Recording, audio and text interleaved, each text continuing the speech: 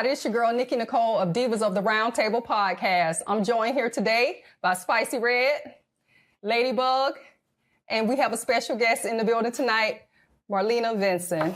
Hello, everyone. Okay, on today's show, we're going to be talking about the 40-year-old USS El Faro, which was a U.S. flagged cargo ship, which set sail from Jacksonville, Florida on September the 29th, 2015 at 8:10 p.m., headed to San Juan, Puerto Rico.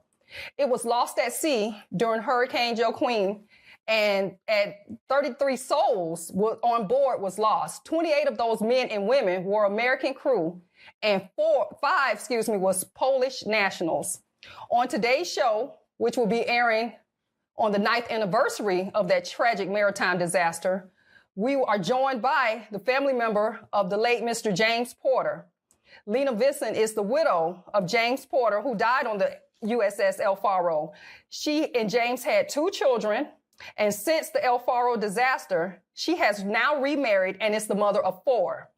She is a lab tech at Baptist Hospital, and she also owns her own commercial cleaning service.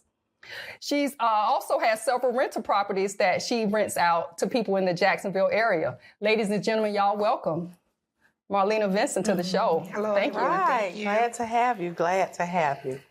Hey, again, I know it's been several years removed, but again, we would like to express our condolences to you and your family for everything that you all went through in those first days, weeks, months, and now years since the sinking of the El Faro. You know, and it was just a tragic event for, I think, the city as well as the nation. A lot of people in Jacksonville felt that when that vessel went down. You know, so I want to ask you. How has that disaster changed your life? How did it change your life that day?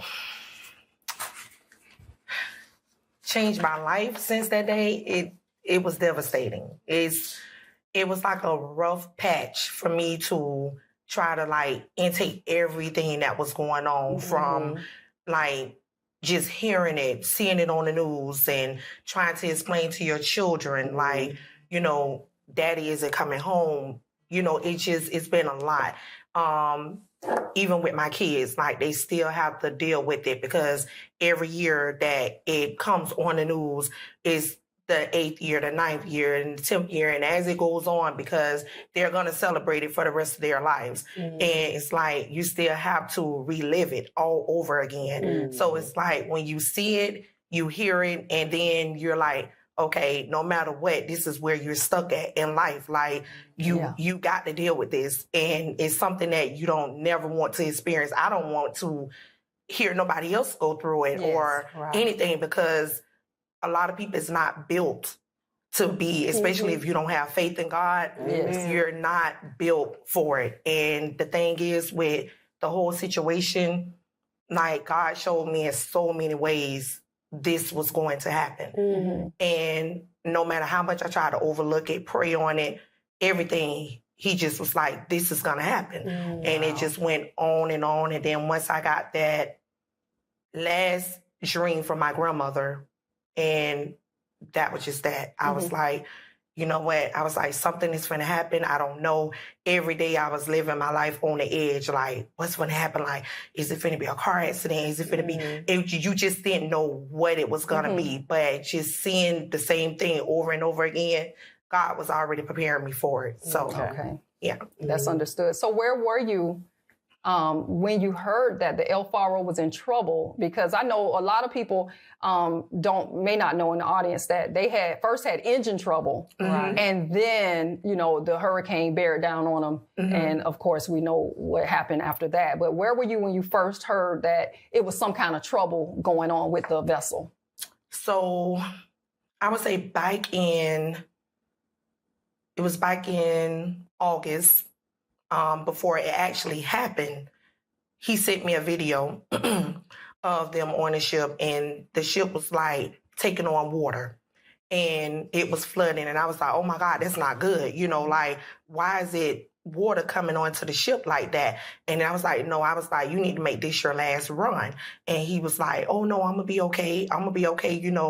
sometimes these things happen. I was like, but that's not good. So he was telling me different things that was going on with the engine and different little things. And I'm like, he was like, but eventually we're going to have to end up putting this ship down anyway. I said, okay, fine. And then so he came home on that Monday, and then that Tuesday leave out. And then that was on August 29th. Yes. I was at work. And then, of course, we kept seeing the whole thing about the hurricane coming and everything. Right. And then I spoke with him on the phone that night, Monday night. And he was like, well, I'm going to come home. I'm going to pick the boys up. I said, okay, cool. So he was like, I'm going to pick them up. And then Tuesday, we'll be heading out. I said, okay. So then that on the 30th, I would say, we was talking about something. I'm sorry. Let me rewind that by September 30th. It wasn't August. September 30th. We're talking on the phone, and then he was just like, yeah, everything will be good. But it was something that stuck out to me. And he said, he was like, you the best wife I ever had. He was like, I know you love me. I love you. You're going to be, you're going to do this with me, without me. And I was like, with you or without, like, what does that mean? So I was like, you're so crazy. I was like, don't say that. I was like, you are like you going somewhere. I ain't going nowhere. Like, we in this forever. And he was like, yeah. He was like, but, and I'm like, okay. Still there, just like listening to everything he's saying. And he was like, I love you. I love the boys. And he was like, I see y'all soon. Mm-hmm. I was like, okay. So I said, okay. I said, love you too. Whatever. I say, let me know when y'all get to Puerto Rico. That was that. Get to work. And then the next thing I know, Jim walks by and he's talking to me, one of the guys that work at Baptist, because that's where I was working at the time, and which I still do work there. But at the time I was working downtown campus and I was working in histology. So Jim walks by and he's like, Marlena, he was like, I'm going to do an autopsy. And then he walks by me again and he says, it's a storm out there. And I said, yeah, I know it's a storm out there, And he was like, isn't your husband on the ship? I said, yeah, he is. But, they have protocols. Like if they come into any type of like complications with the weather, they will, port at the next ship, at the next dock. So he's like, oh, okay. He was like, well, I don't know. He was like, it looks kind of crazy out there. I'm like, okay. Still not thinking nothing of it. And then so I'm speaking with one of my other coworkers, Vondria, and the next thing I know, I look down at my phone, I get a phone call, which he had already prepared me and told me, like when he went back to shipping, that if I ever get a phone call from C-Star or Tote Services or anybody, something has happened. So of course, I didn't want to believe it when I got the phone call, so I ignored the first phone call that I got. Turned around, the second phone call came through, and that's when the lady pretty much, she introduced herself as who she was. She was with C-Star. Then I knew that something was wrong. And she said that they went into the eye of the hurricane and that they couldn't find the ship. And at that time, like, just thinking about it and looking back on everything that I had previously dreamed about in our conversation, I was like, this is what he was telling me about. And I'm looking at a wall. I can see the ship, God showing me a ship, and the ship is going like this downward. And I was like, and as she talking to me, I heard what she said, but the last part that I heard from her was, we're out looking for them. And I told her, you're not going to find them. You're not going to find them. And she said, why did you say that? And I say, the ship has sunk. And she said, no, where did you get that information from? And I'm like, the ship sunk. I say, God showed me.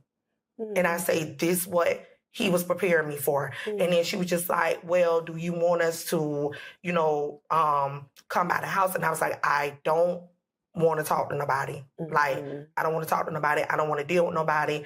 This is too much to take on. I was like, y'all don't understand. I literally just saw him.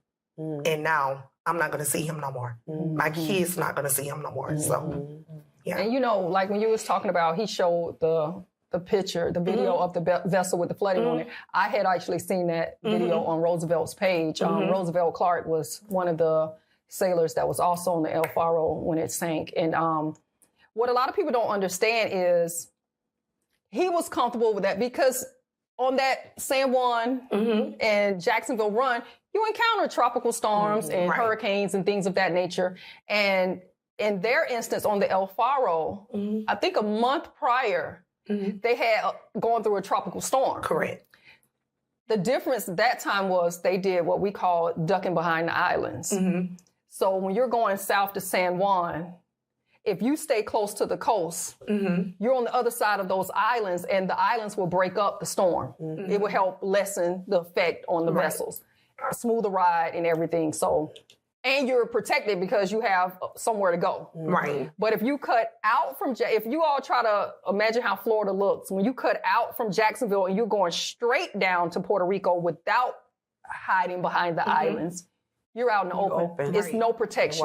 It's no protection there. When they encountered that tropical storm, Mike Davison, their captain, actually protected them. They went behind the islands. They cut behind the islands. They went through what's known as the hole. They call it the hole in the wall. And we've had to duck behind the hole in the walls many a days on my journey as a merchant seaman, because we were pulling tug and barge. So we could not evade as quickly as a ship could, and we couldn't go as fast as the ships can. So we had to take extra precautions. With that being said, speaking on the precautions, the investigations have been done. They've come to their conclusion as to what happened. And we now know that human error played a major part in this El Faro disaster.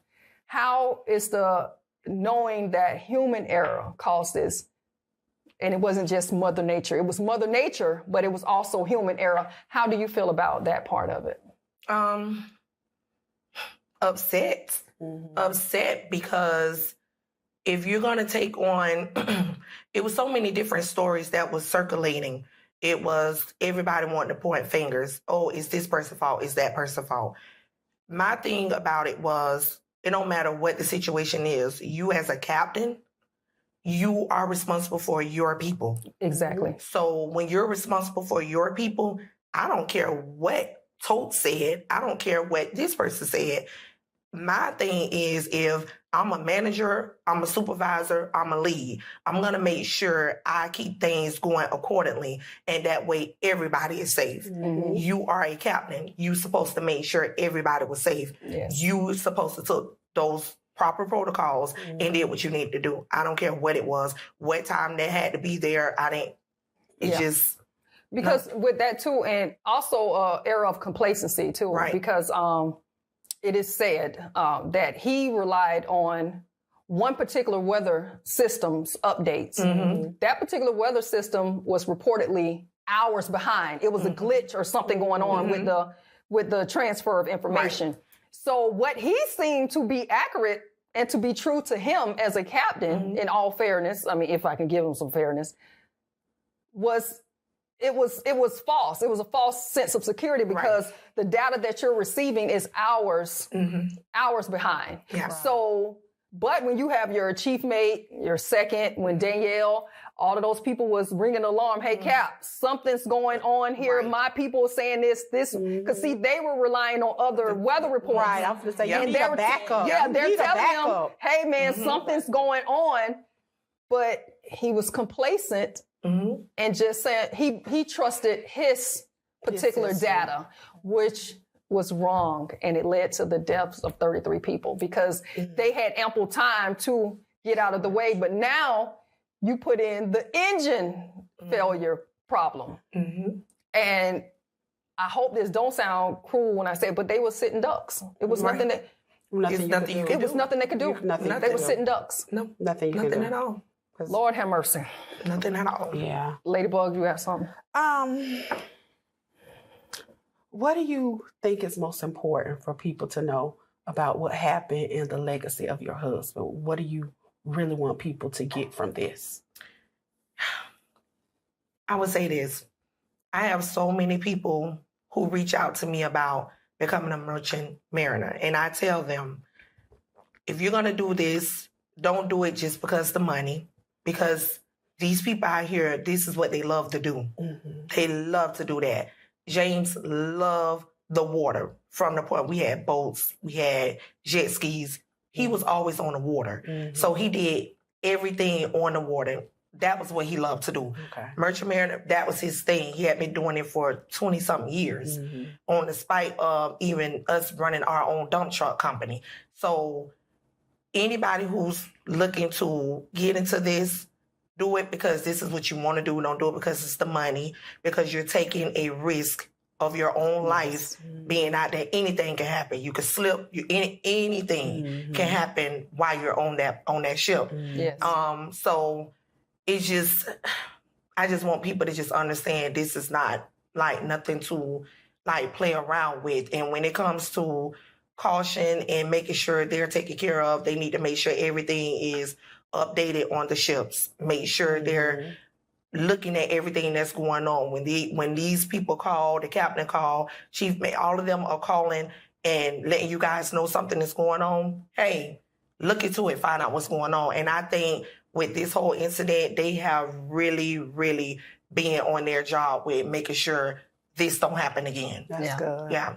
Because, That's you know, really the sinking good. of the El Faro was the greatest maritime disaster in United States history since the sinking of the Edmund Fitzgerald, which I believe happened in 1975, which was the year I was born, when you were born. And and that's why I tell people, when the El Faro sank, before that, I had so much trust in my captain, in my crew, in my vessel, and what we were doing. And it was sort of like, the blinders came off that day, you know, when that happened, because the other maritime disaster was so far removed from our memories it was just like, you was just out there, you know, like you say, you just loving it, you out there having a good time with your friends. And I was totally oblivious to the fact that something could happen. I mean, you kind of think about it, but you're like, it'll never happen to me. And now when you're out there, because I've shared with you all, you know, that we were out there for doing search and rescue for almost a week. And we were originally called up to bring them into the Bahamas, to tow them into the Bahamas. So we had 2 salvage guys that we had in Jacksonville. And I'm going to tell you, first, let me back this up. We ran on tug and barge. So when we always left out, we had a barge connected to us, which helped stabilize the tug. When we went out to get El Faro, we were light boat. We had nothing on the back of us. We just had tow chain, all our gear, everything we needed to go get them. When we hit that sea buoy, with that hurricane water still brewing, our vessel was bouncing and we was bobbing so hard, the clocks flew off the wall. I remember we keep like boxes of onions and potatoes and stuff like that. They were flying all over the floor. The TV was hanging. The back of the seats in the galley was falling off because we were going just that hard, left and right, up and down. It was so crazy. Everybody kind of scurried up in the wheelhouse and we're all up there just hanging on. And I had to go up there because I had to see what was going on. Because you just down there trying to hold on for dear life, but I wanted to see it. And when you're looking down at water and you're looking up at sky, I was like, my God, you know, but once we got past that, we were able to hug the coast and it kind of calmed down a little bit. And that's when the word started coming out, because we had cell phone service and people saying, where you emergency seaman friend? Because in our minds, we're doing a searcher. We're towing them in. We don't even know nothing's going on like that, you know. And we're getting all of the text messages and Facebook posts and where Nicole at? What's going on? Blah, blah, blah. And I said, we good. You know, like, what y'all talking about? Like, what's going on? And then, so we had to go to Port Canaveral to pick up the 3rd salvage guy that worked for Titan. And when we got him and started cutting over to the Bahamas, the captain said, we don't know where we're going. I said, what you mean? We don't know where we're going? Where the ship? You know, they don't know where the ship at. I say, because it's under the water. You know, that's why I say it's underwater. They can't see it because it's not there. And that's when the salvage job turned into search and rescue.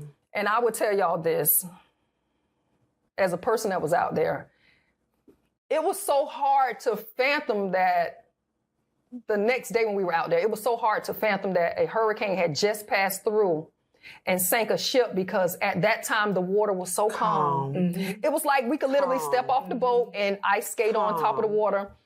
However, as a person that worked for years at General Electric, loading and unloading rail cars and containers, I can tell you seeing those containers out there peeled back like sardine cans, or some of them, just the bottom and the four corners is standing up because the sides and the tops are gone. Right. I'm thinking, my God, a storm came through that did this to container.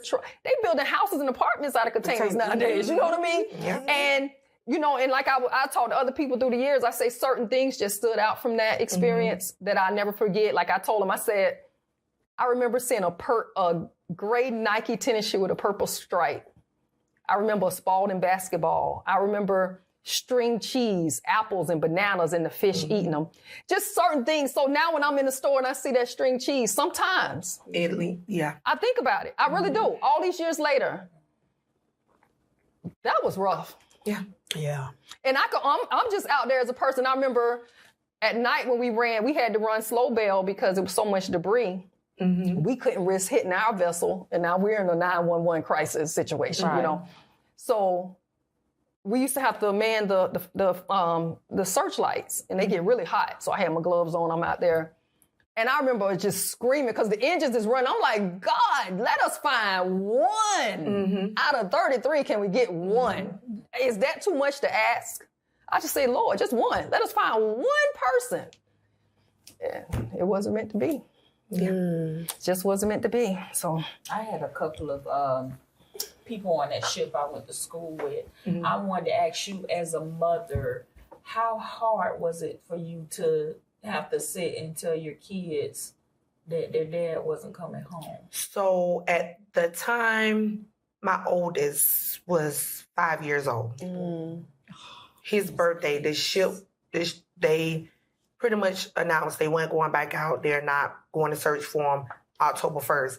His birthday is on October 31st, which is on Halloween.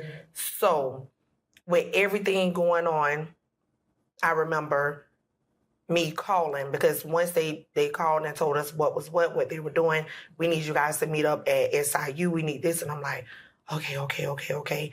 Get it together. So he drove his car to the port. They have a parking lot there. So I end up calling the toll because I'm like, oh, I got to find the keys, and my hands are shaking. So I'm looking through the drawers and everything. And I'm like, I can't find the keys. What's going on? I cannot find the keys. So finally I find the keys. And I was like, okay, Mom, can you just take me down to the port? And my mom, she don't like getting on the expressway for nothing in the world. She was like, oh no, I'm not. I can't do that. I said, Mom, you're going to have to do this. Like, I need to get this taken care of. So we kind of took the bike way, getting on the expressway, and then just riding up Hatcher and riding all the way through. Get there, I called a tow truck company, and the guy, he's like, I say, I don't mind paying you, but I need to get into, my husband's car. He was on the Faro. I need to get the car back home. And he was like, because the keypad wasn't working. So that's what made me call. So he was like, okay. He was like, I got you, no problem.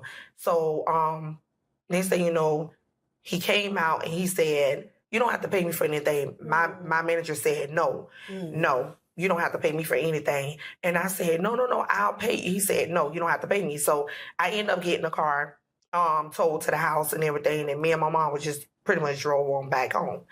Then get there. She was like, what you gonna do? I said, I need to go pick Baby J, because that's what we call my oldest. So I said, we need to go pick Baby J up.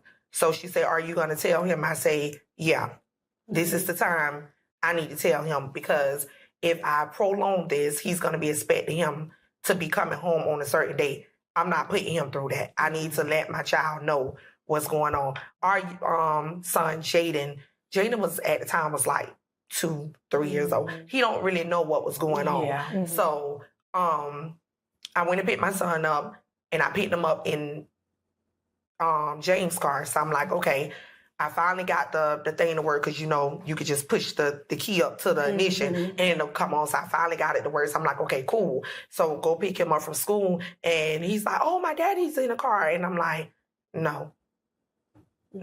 So I say, we're going home. And I said, Mommy, want to talk to you about something. And he was like, talk to me about what? I'm about to start crying. So he was like, talk to me about what, Mommy? So I said, it's going to be okay. I was like, Daddy isn't coming back. He was like, huh? Why he's not coming back? Why he's not coming back? I Get a said, paper towel, please. he's not coming back because he's going to be with God. He said, be with God? He was like, why did he leave me? So I said, no, he didn't leave you. I say, his job is completed. His job is done. He did everything that God wanted him to do. So he said, oh, he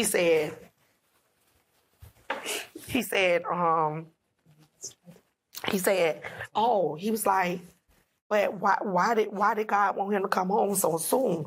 I say, son, we all got a task to do on this job. And I say, once we complete it, God will call us home. So he said, okay. He was like, but I want my daddy. So as the days went by, I didn't let him go to school. He saw stuff on the news. He even went to school and would write like ships. And he would say, I wish I was on the boat with my daddy so I could go home and be with my daddy. I said, no. I was like, no. I said, I got you. So he was like, yeah. I said, yeah. I said, Mommy got you. I say, trust me, I got you. You don't have to worry about that. I was like, you got family or whatever. I say, but he's watching over you. He's still going to be here. So don't think like that. He was like, okay. I say, even when you think he's not here, he's here. He's never going to leave your side. I was like, the same way God isn't going to leave our side. So he was like, okay. So as time went by, he pretty much was like, I still don't understand why it happened. I still don't understand why it happened. So he started, now that he's older, he's 14, he'll be 15 this year. Okay. He's in high school. And he's like, Mom, I went and read the book. They even got us in a book. And he was like, I went and read the book. And I even read like the documents that they gave us from the whole investigation. He went and read everything and he said, I don't understand. He was like, just reading everything. He was like, it's crazy how like people could just be so like not cautious with things that's going on. And I said, yeah, you're right. And then so I say, but what is your theory on it? He said, well, because I come from a family of merchant seamen and military, he said, I'm going to go be a merchant seaman. I'm going to finish my daddy's legacy. So I asked our 11-year-old, I'm like, what is your goal? And he's like, I don't want to do the ship long. I don't want to be on no ship. I don't want to be involved with no water, anything, which their aunt, which is James' sister, Mamie, she's also a merchant seaman. The nephew is a merchant seaman. All the cousins are merchant seamen. Like the whole family are merchant seamen. And he was like, we're going to keep the legacy going. We just going to keep it going. And my 11-year-old was like, I'm not doing it. He say, I'm going to be an FBI, but I don't want no parts of the water. He was like, I don't. So I said, okay. I say, well, I'm going to hold y'all to that. But it just, with telling them was like my biggest fear of everything. Because I knew that now I got to be the strong person behind everything. All the crying and everything, like I had to be so strong. That's why I didn't want to talk to nobody about anything, because my kids was more important to me than anything. Like I just didn't want to deal with it, so I didn't.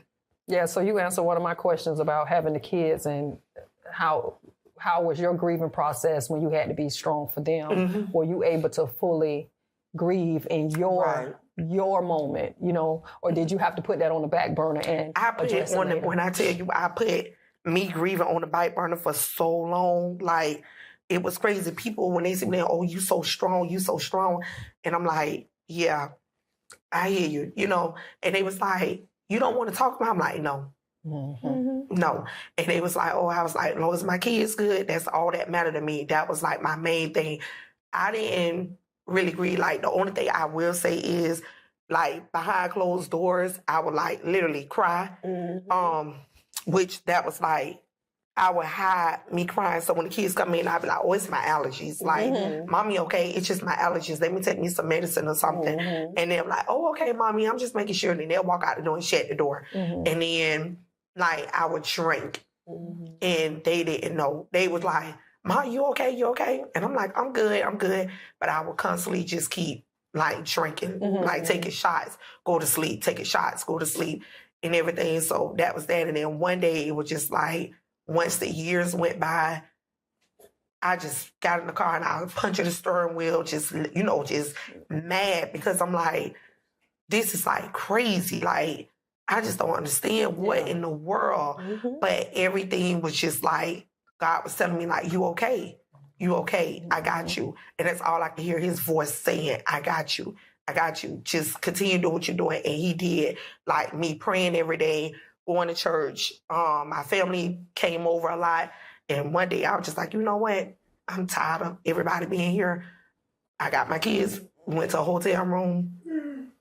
And I was just like, let me just relax. I just want to relax. So, like I say, I never fully grieved the way I wanted to. Yes. Just by me trying to be strong for them and just kind of like making sure they okay. It wasn't about me no more. It was about them. Yeah. Have you established any friendships with some of the other victims? With family members of the... Yeah, I speak with Miss Ham. Okay. Miss Ham, Tanisha, she was Sean's wife. Mary talk often.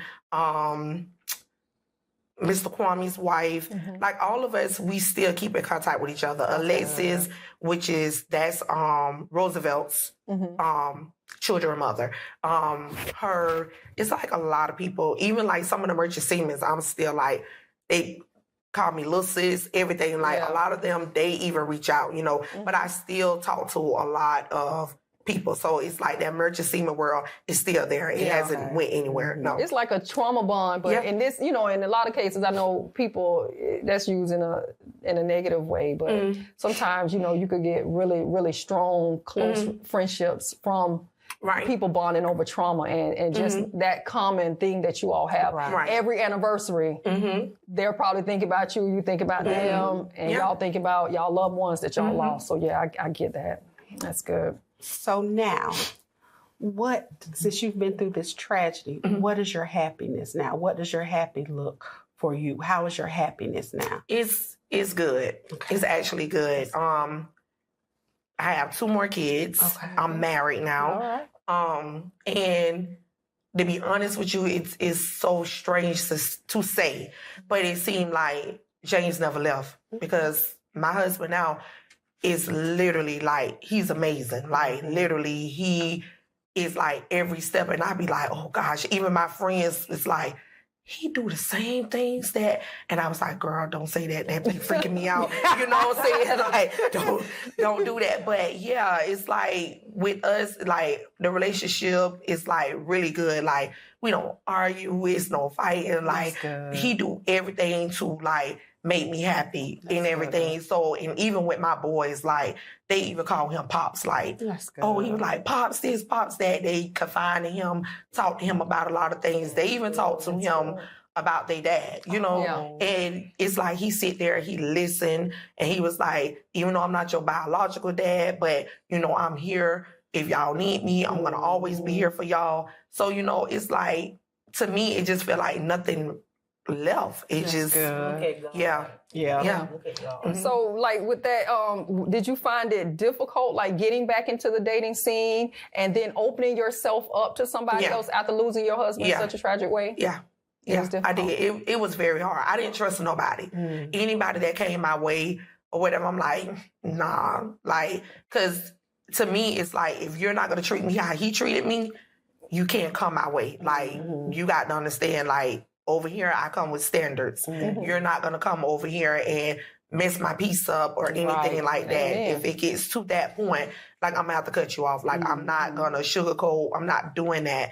So it was hard. Like, even before I tried to date and it didn't go right. And then I was just like, what in the world? I'm like, oh no, I got to let that go, and I did. I got away from it, like, quick. And then finally, or whatever, God was like, I got somebody for you. And I like prolonged it for so long because I was like, I don't know. But then finally, I was just like, okay, let me give in. And I finally gave in, and it turned out to be the perfect match. So Right. it's Nice. going on 5 years, and we've been married 2 years. So Okay. Well, let me ask you this: how did you meet James, and how long had you all been married before he passed? Okay, so it's funny how we met. Okay, so we're both from the same area. We're both from Hollybrook area. Okay. So he was older. James was 9 years older than me. Okay. So I was that little fast girl that was like, oh, that's gonna be my boyfriend. I was a little girl, and I would see him, but I'm like, that's gonna be my boyfriend when I get older. And I was like, get your little grown butt in this house, you know. And she was like, talking about that's your boyfriend. So, you know, it was just like something I said. I maybe was like 9 years old when I said that. So still, you know, it was just kids being kids. And as I got older, of course, I didn't see him or whatever. It was like out of sight, out of mind. I didn't see him no more. Like, it wasn't none of that. And then by the time I graduated from high school, I see this guy again. And I'm looking, I'm like, that looked like him. His aunt lived next door to my mom. So I was like, that looked like him. And I'm just sitting on the porch, and I'm looking through my phone for something. And I was like, Mom was like, you ready to go to work? And I said, yeah. So she's like, okay, come on. So I'm getting ready to go down the stairs, and he kind of like that. And then I said, that looked like him, but So finally, his dad went to my grandmother who lived under us and was like, my son been watching your granddaughter. So my grandma, she's one of those people like, she's like, oh, give me some fish and I'll make it happen. Because she knew he used to like the fish. So she was like, give me some fish and I'll make it happen. My mom was like the strict, when she was like, ain't nobody messing with my baby girl. Like, because I'm the only girl and then it's my brother. So she's like, oh no, nobody's messing with my baby girl. So she was like, he better take his butt on somewhere. So my grandmother, the next day, his dad came by with some fish. And my grandmother called, and she called upstairs, and she's like, Bobby, you need to leave that girl alone and let her date who she want to date. So Mom was like, well, where is this coming from? Like, why are you saying that? And she was like, because JP got a crush on Marlena. She was like, oh, JP, that boy too old for my daughter. And then so she was like, that girl finna be 20 years old. They ain't old for her. And then so she's like, yes, he is. So she was like, tell her to come down there. I already done told his daddy I'm going to make sure it happens. So I was like, oh my God. So I was like, Grandma, this like some Tina Turner mess. Like when her mama tried to set her up with ice. So I'm like, I don't know about that. So then she came down, my grandmother was talking to me, and then she was just like, you getting older, baby. That's all I got to say. You just getting older. I said, Grandma, did he bring you some fish? She was like, yeah, he did, baby. And I said, oh my gosh. I was like, that's embarrassing. So finally he went and came and talked to my mom and was like, I've been watching your daughter or whatever. And he was like, I done been seeing her. He was like, not looking at her when she was young, but just to the point of like, now that she's older, he was like, I didn't even realize that was her. He said, because I couldn't really remember if that was her. He was like, but I'm interested in her. Do you mind if I take her out? And Mom was like, just for the fact that you came to me like a gentleman, I'm gonna, acknowledge that and, make it happen. So that's pretty much what it was. So we had got together. I was 20 years old. And we hadn't been together for 10 years. And then we got married 2011, 2011, we had our second son, 2013. So yeah, we hadn't been. I'm gonna tell my husband he owed my mama a fish dinner. He owed her a platter or something, child. Golly. Well, what kind of fish was it? Was it white and a croaker, snapper, or red? She loved it. It was actually two. It was snapper and it was whitey. I know that's right. I'm gonna say, bring me some fish. Bring her some fish. She gonna reel it in. She gonna reel it in. I know that's right. So let me ask you this. Do you feel like over the years, the attention to remembering the crew has diminished some? I think so.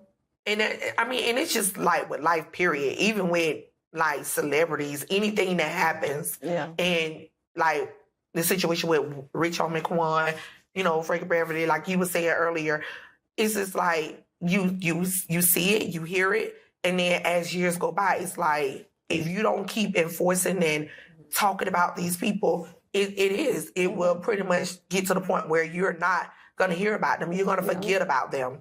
And I think a lot of people are like, oh, well, that's kind of bringing up old trauma.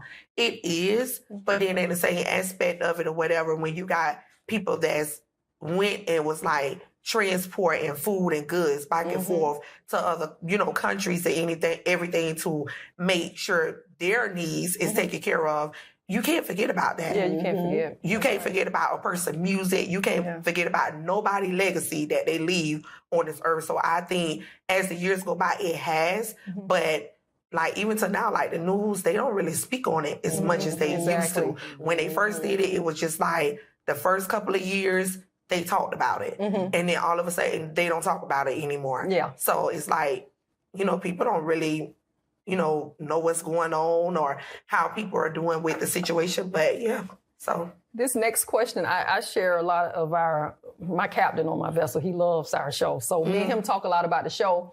And I was going over some of the questions and telling him some of the things that we kind of wanted to cover on the show during El Faro. And this is a question he asked. So this is from my captain. Okay. He said, would you like to see the city erect a memorial in honor of the men of the El Faro? And the reason why he said that, because where we dock our vessels in California, they have a whole walkway, like how if you ever been to Pearl Harbor or some of these places, when they have the memorial wall, California actually has that in San Pedro where we dock at. And I mean, even on the guys on the fishing vessels that have gone down, they have a whole memorial with their names on it. Do you think the city should do something like that? Okay, so have y'all been to the El Faro Park?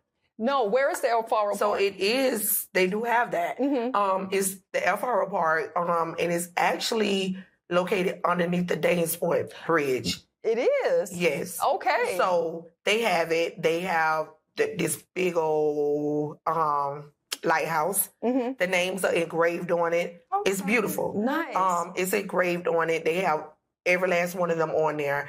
Of course, you done had a couple of people go when they done started scratching it up, and they really put a lot of money into it. That is nice. And it's beautiful. They have posts out there.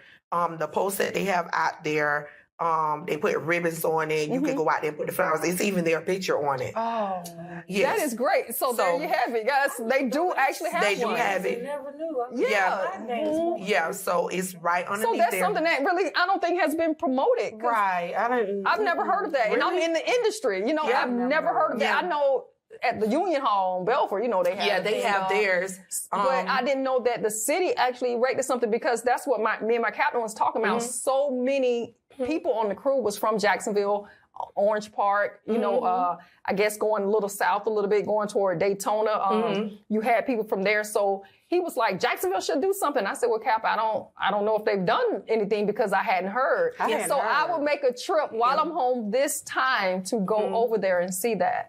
It's right there. And it's so crazy because it's I think the police officer lives there on it, but you can actually literally go on in and you will see the sign and say El Faro Memorial Park. And you go through and as you go up, you're going to see it, and it's right there as you walk up. They got the lights around it. It's real beautiful at night.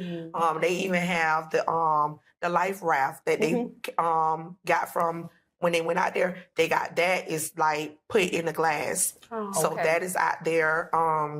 They have an angel out there, a bench that's out there where you could just it's really nice. I'm going to take some pictures and post it when we air this show. I think that'd be great to have that on there. I want to ask you too, so did you and your family members, or did Tote offer you guys counseling after? They did. They did offer us counseling. Of course, I didn't want to deal with it only because I felt like me talking to someone, that was me pretty much trying to get them to, I'm not going to really say, because like I say, when it first happened, I was pretty much selfish. I didn't want to talk to nobody because I'm like, you're never going to understand what I'm going through. Me talking to you, is it going to make this better? Let me deal with this on my own. So I didn't talk to people. A lot of people was like, is you going to talk to counselor? Even, it was to the point people would even think oh, she think he's still out there. Oh no, that's crazy. And I'm like, listen, I never told nobody I think he's still out there. I'm like, at the end of the day, God do have miracles. and he will make a miracle. But the way things were and the stuff that I saw from the videos and me arguing back and forth with these people at the investigation, working through the investigation, getting off from work, y'all don't understand. That is like the worst thing to ever do. You know how you watch a movie and something happened and you go out and it's camera. Yeah. That's how it was. And I was just like, oh my God, no. And it was to the point I shut Facebook down. I shut everything down.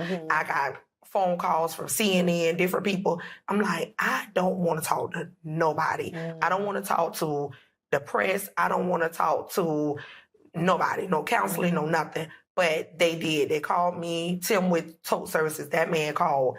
And he was just like, just let me know if you need anything. Just let me know if you need anything. And I was like, okay. And he was like, seriously. So I was like, okay, but to then, I just never called, never reached out to nobody, none of that. I just wanted to deal with it on my own. And I think the way I dealt with it was much better for me because I think it would have upset me if people kept asking me questions about things and the stuff you're asking me, I can't give you an answer for that. So I was like, no, let me deal with it. And now that I'm able to talk about it, now I feel much, much better. As life goes on, I feel much better. That's good. That's real good. If you could, this is another question I have for you. If it was something that you could tell James about, before, if you knew that you could say something to him one last time, what would you tell him?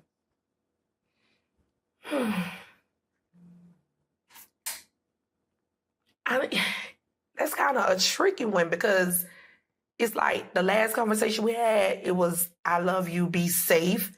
I'm ready for you to get off this ship. I'm ready for you to come home. You don't have to be out there, It's like, we got enough money. We doing, but it was his thing, with the business slowing down, with the dump trucks and everything. He was just like, okay, we got to keep it flowing.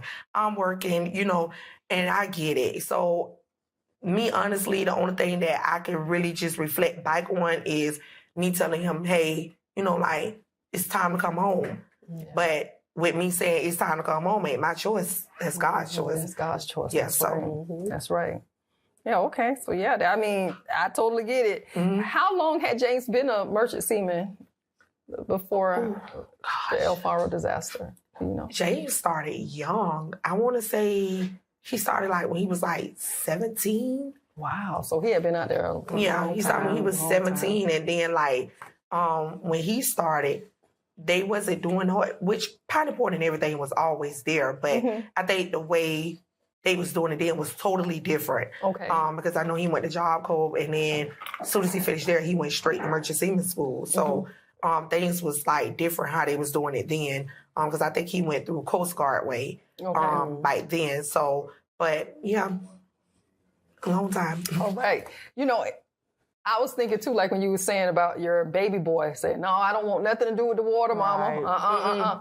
What about you? Have you been on cruises or have you been out on vessels? How do you feel about being on the water? You know what? And here's the thing. So I have started doing a lot of different activities on the water. And I was just like, okay, this is my way of breaking out of it, getting out of that, because I don't want to put myself in a situation and my kids in a situation till they scared to just live life. Yeah. So I was like, you know what? I was like, if they see me do it, which my oldest boy, he love water, he don't care. But the 11-year-old, he's like, So we did. I done started by getting on the water. I get back on boats.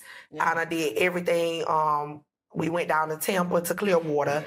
And then me and my husband now, I took him down there and we got on the exotic boat, the little cars. The car. So we got on that, and then I was like, you want to drive? And he's like, nah. He was like, I'll let you do it. And I was like, you gonna trust me with your life on this water? So we was way out there, literally way out in the water. And when I tell you, it was the best experience. And I'm on there like this here. I was like, God, protect me.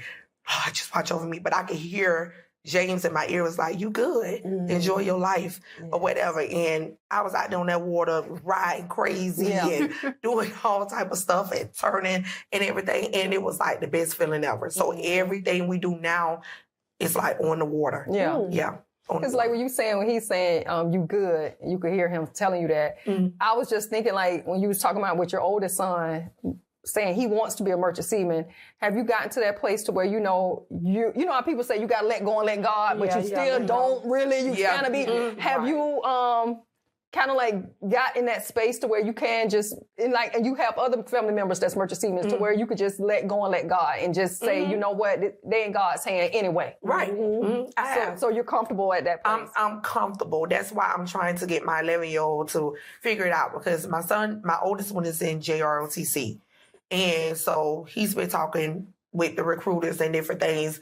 And he's like, I'm going to do the Navy. But the way he got it set up in his mind, and I was like, that is so, like, you so on point, son. Like, I love it. And he's like, yeah, Mom, like, I'm going to go ahead and do my boot camp and everything. He was like, but listen, I'm going to Piney Point. I'm going to do everything I need to do. So I'm going to get the military background while being a merchant seaman, and I could do my sea time. Like, he got it calculated out in his head with everything. He was like, I'm gonna bring home the money. Like, there's gonna be a lot of money. And, we just laugh about it. But he got everything so up here to the point, like, he's so business smart and on point with everything. He's like, that's what I'm gonna do. So I said, okay, I was like, I'm gonna hold you to it, son. He was like, and while I'm doing the reserve, while I'm out for the reserve, I'm gonna be out on the boat. I said, okay. But that 11-year-old, he like, like, I'm gonna be investigation. I'm taking people up out of here. I was like, oh gosh, yeah. So.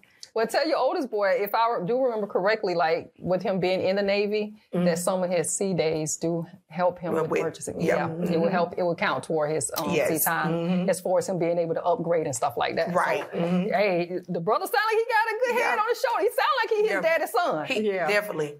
Okay. Yes. I'm telling you, if you see him, you'll be like, oh my gosh. And they're like, his whole face is his face. It used to be the 11-year-old. The 11-year-old still got the thick hair and the eyebrows, and he has his face, but the older one is like thicker, and it's the whole thing. And it's like, oh gosh, like, yeah, you still here. I see you. He's showing you. Yeah, he's still here. He's showing you he's still here. That's pretty good. And me and you talked, and I just confirmed that Jackie, who was Jackie Jones, who was one of the guys that was on El Faro on that day as well. Jackie and James are cousins. First cousins. So for everybody who don't know that they are first cousins, did you find that because it was two family members on there, that it was extra painful, or that because y'all had such a unit, a family, dynamic, it was more family, it was more support, people helped lifting you up? When I tell you, our mind was gone. It was gone. Like, how in the world we're going to be able to get past this? Not just one, but two. And they're first cousins. You got to think, when both of them were home, the family was together. We was always at Jack in the house. The family was always doing something at the park. Everybody was there, from Rhonda, everybody. And it's like, oh my gosh, like, it was crazy. It was weird. And for them to be planning something, they're like, oh, we getting off the ship, such and such, we gonna plan to do this, we gonna do that. They was already planning to do stuff with the family, because we all was pretty much together. Yeah. It was never, oh, well, I'm going to do something without them. No, if something was going on, everybody was together. Everybody. So it took like a really, really tragic loss for the whole family. And then you got to think, they had family out of town. Their family is huge. So they had family from out of town, and, they're like, oh man, both of them, it was crazy. Yeah. It was crazy. Yeah. Yeah, it's funny you mentioned something about playing and stuff. That particular year, I had my first cruise I was going to go on was the Jam Rock cruise. And it was after the sinking of the El Faro, just me going on Roosevelt's page. Roosevelt Clark, you guys, I mentioned earlier, he was on the El Faro as well. I saw he was actually scheduled to go on the same cruise as me. Mind you, it was nothing planned or anything. And that would have been my first cruise, but honestly, I didn't even feel like going. Right. I had paid all the money and I didn't even go. Because it was like, he was supposed to be there. You know what I mean? And you see how he talking about it on Facebook and stuff like that. And it was when the time came, I didn't even go. I didn't even go. And so it's like, it's funny how we plan things, but you never know. You never know God's true purpose. never know. Things. You never and what know. direction and route he's going to take. And I can imagine with them two being first cousins. So when he off, you off. You know what I'm saying? Because y'all ride the same boat. So they probably was turned up even during the week. Hey man, let's go, do something, whatever. Hang out if they, if that's what their thing they was into. I can only imagine that's how close they were. Yeah. And they worked together, they played together, so they was thick as thieves, I'm sure. Yeah. That's wow. a lot. Yeah, that's a lot. It was a lot. And I went to church with Adrisha and all the kids. Okay. So I'd have known him, and my god sister is married to Adrisha brother.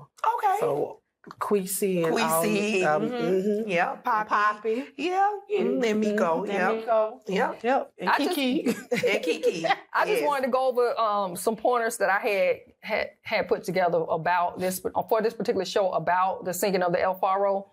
The hurricane that sank the El Faro ship was a Category 4 hurricane. That was the worst maritime disaster since the sinking of the Edmund Fitzgerald, which I mentioned before.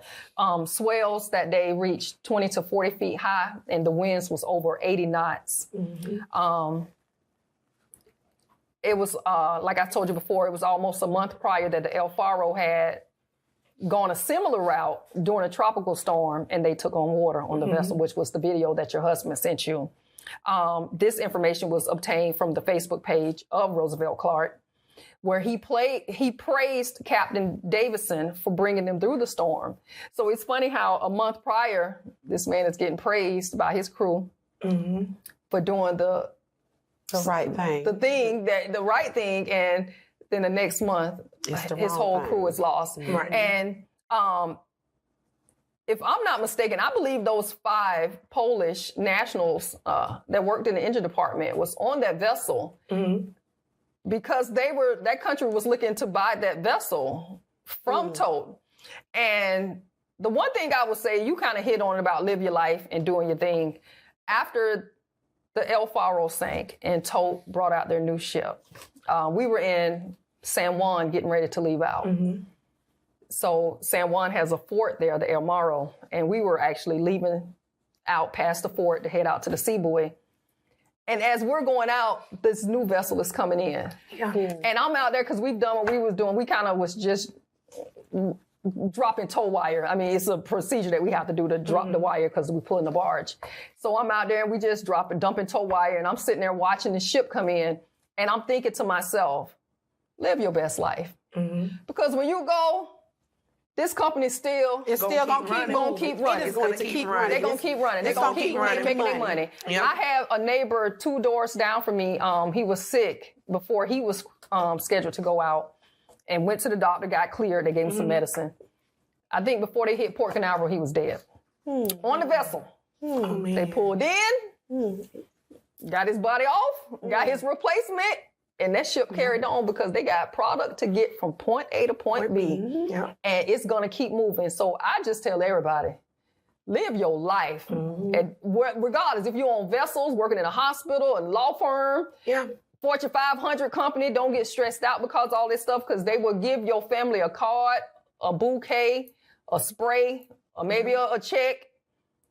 And they're going to keep going on. They're going to keep going. They're going to keep going on. So live your life the best way you can do it. The best way you can do it. So, I mean, that's just my recommendation for anybody who was out here living this life and you know, just to be the best person that you could be and live the best life that you could live in the time that we all have it. Right. You know what I mean? So, before we get out of here, we normally do this thing in with 10. I'm gonna just come off the dome with it, because I ain't gonna hold you, sister. We don't even have nothing written down, but we done did enough in with 10s. And it's just hearing your story. I just got a few things I just want to ask. So my question would be, would you rather go to Dubai or Egypt? Egypt. And why? Here's the thing. I think everybody, Dubai is one of those places everybody wants to go to Dubai. Oh, I want to go. And it's a good experience. But Egypt, I feel like it's way other things to really like to see, to really do over there. Like, yeah, you get to do the camel, ride the camel, different things, but just to like look at different things. Because as coming up as a child, I used to always hear people say, you look like one of them little Egyptian ladies. And I was like, maybe I need to go to Egypt one day and, you know, dress up and everything. And they're like, you really want? I'm like, yeah, like I want to go over there. And like I had one of my friends, she visit and she sent me pictures. I'm like, oh my gosh, like look at the queen and look at different little things. So it's a lot that you can learn versus just partying over there.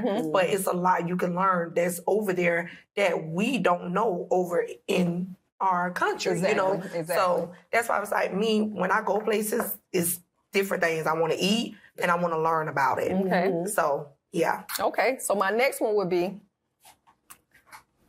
SUV or sports car? Sports car. Okay, what you driving, girl?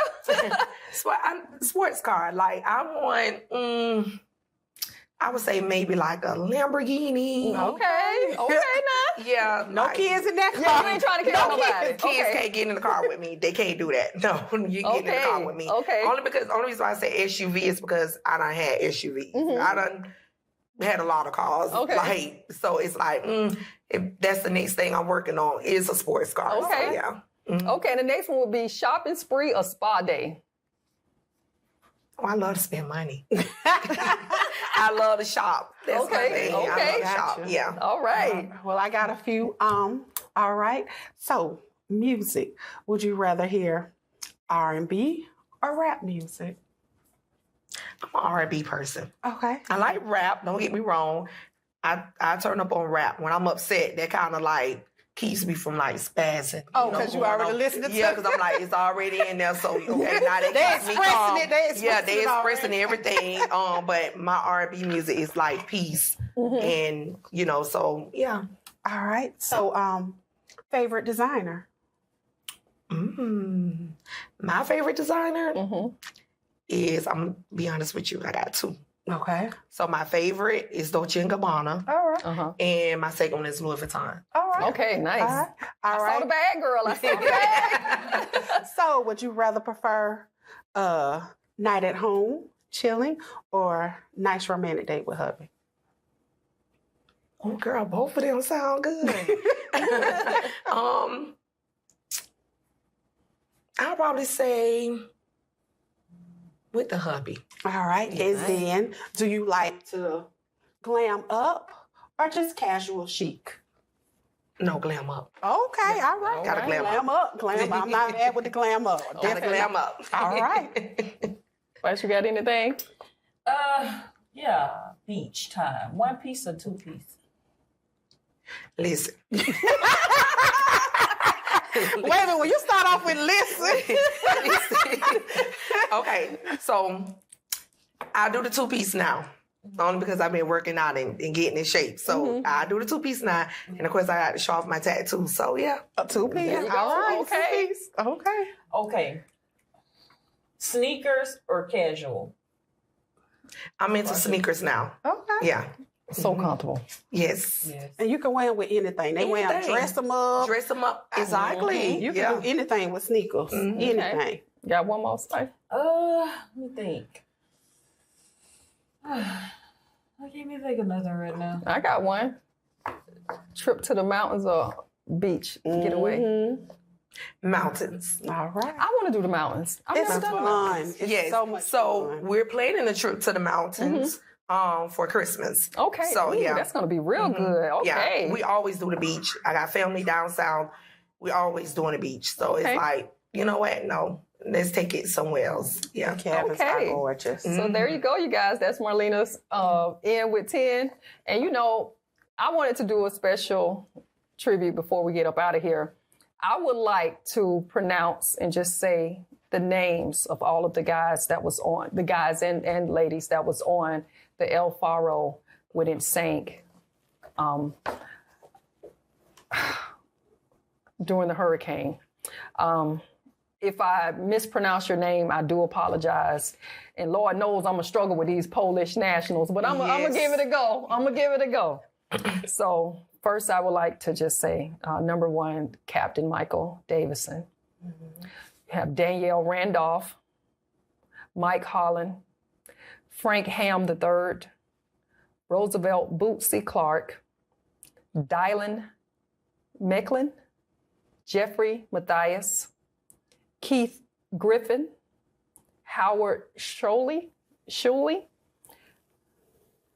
Mariette Wright, LaShawn Rivera, Carrie Hatch, Brookie Davis, Louis Champa, Jackie Pop Jones, Joe Hargrove, Lonnie B. Jordan, Theodore Kwame, Rowan Lightfoot, Anthony S. Thomas, Sylvester Crawford Jr., James P. Porter, Jack E. Jackson, Jermaine Solar Cortez, Stephen Solch, Jeremy Rain, Richard Passartre, I'm sorry if I pronounced it wrong, Michael T. Kuflik. The Polish nationals were John Progroski, Marcin Nita, Andreas Trukowski, Rafael Dodovich, and Pretori Cruz. I'm sorry if I pronounced you guys' name wrong, but I just wanted to give honor to you all who lost your lives on the sinking of the SS El Faro during Hurricane Joaquin. So before we get out of here, I would like to give you a chance to say anything, if you would like to say anything to the viewing audience or just speak on behalf of your deceased husband, late husband, James Porter. As I stated throughout the whole cast doing it here, just everybody just live your life. Everything that you do, enjoy what you do. Don't, renege out on doing what you need to do in life to live it, because at the end of the day, we all want to leave here. We don't know when our time is. Mm-hmm. And just pretty much do what you enjoy and don't let nothing hold you back. Continue to move forward and just live in peace, live in happiness, and just keep it going. All right. So there you have it, you guys. This has been another Self-Made Taste Better production. And we are Divas of the Round Table. Don't forget, if you get that call from the school telling you about your bad behind kids, come get them. And think of my girl Ladybug. She's been in education now 27 years. If you're on the highways and byways of America and you pass that FedEx truck, think of my girl Spicy Red. And again, if you think of anything, peace, love, and prosperity. And during hurricane season, definitely say a prayer up for your girl Nicole, as I am on the tugboats, also known as Tugboat Shouty. I appreciate you all for tuning in. And don't forget, on this day, that we remember those that we lost on the El Faro. Y'all be blessed. Y'all have a good night. Thank you for tuning in. Goodbye. Good night.